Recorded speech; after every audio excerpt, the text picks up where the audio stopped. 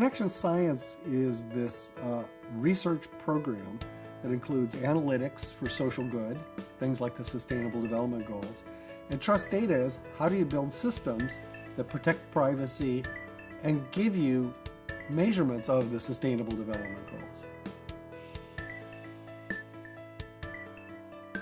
So Trust Data actually builds prototype software, and Connection Science has a sister effort which is doing the science needed to do that. So what we do is we build pre-standard software to help governments around the world and large companies to be able to handle their data in a way that protects privacy and is much more secure, much more transparent and accountable. And now we're doing the next generation, which includes blockchain and AI and IoT and all those sorts of things to try to help countries, companies figure out what to do. So one of the things that's unique about Connection Science and Trust Data is that we're social scientists and statisticians and computer scientists. A signature project of ours is called Open Algorithms. So what this is a way of making sure that AI is applied to data in a way that it respects privacy, is interpretable, is auditable, and we build example software and develop new analytics methods that protect privacy and are far more secure than previous methods. So the thing that motivates the OPAL, Open Algorithms project, is that there's this explosion of data.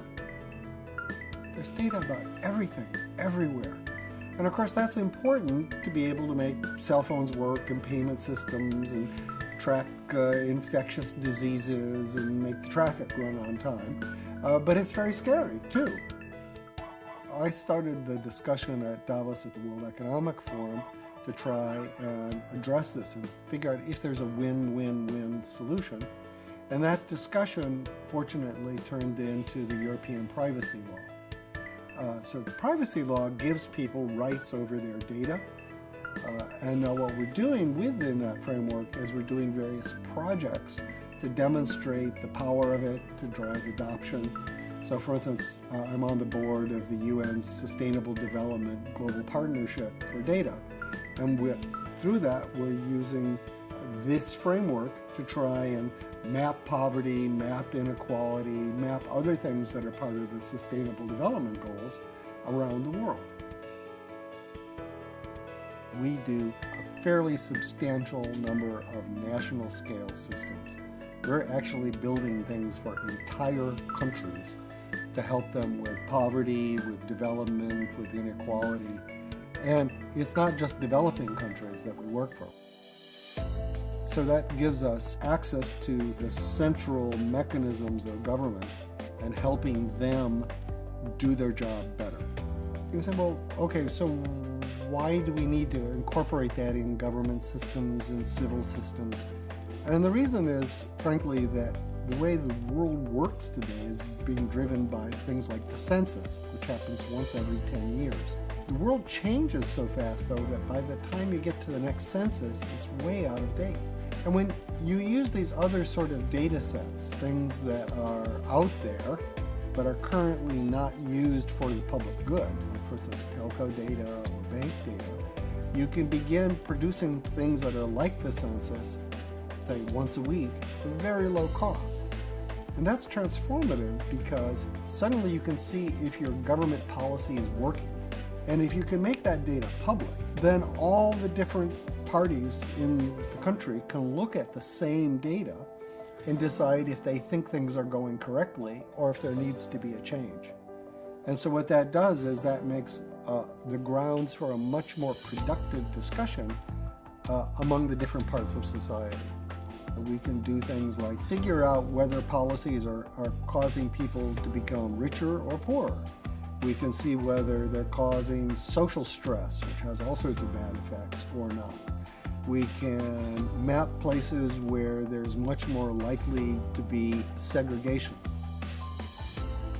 And so that's really transforming the discussion, because now you can talk about this in a way that's never been possible before.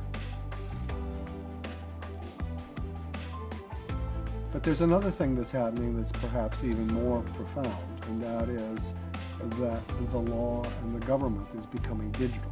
And people are very scared about this. Algorithms in control, robot overlords, etc.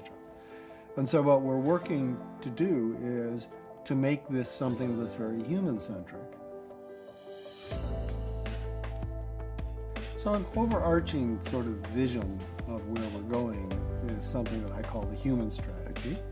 And it's a question of where does AI and data and IoT and all of those things fit in the human framework? Because we'd like this to be a human society. And so it's incumbent on us in our generation to be able to guide this towards a human-centered solution. And so we have to deal with all the sort of moral questions and applications and think about how do we want to design our society to make use of these tools and yet remain human. We say, well, why don't we just not do that? That would be a response to that. We're demonstrably not very good at talking about how do we address these global challenges. So we need better tools to do that. And, who's going to do that? Well, we all have to do it. And that's something that we're focused on.